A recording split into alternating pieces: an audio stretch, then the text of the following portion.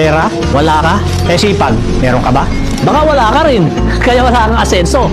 Gusto mong yumaman pero lagi kang reklamo. Paano ka ba magkakapera kung tamad ka namang kumilos? Ang tagumpay, hindi yan lumalapit sa mga nakahilata. Kung gusto mong umasenso, galaw-galaw din pag may time. Hindi sapat ang panalangin lang. Samahan mo ng gawa.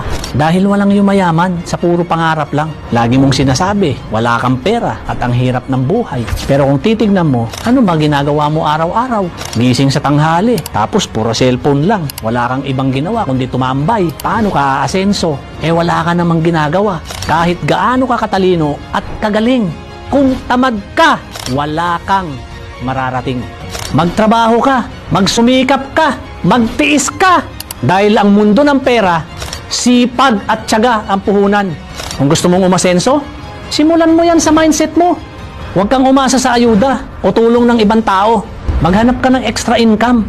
Mag-aral ka at matutong dumiskarte. Tandaan mo na walang imposible sa taong porsigido at masipag.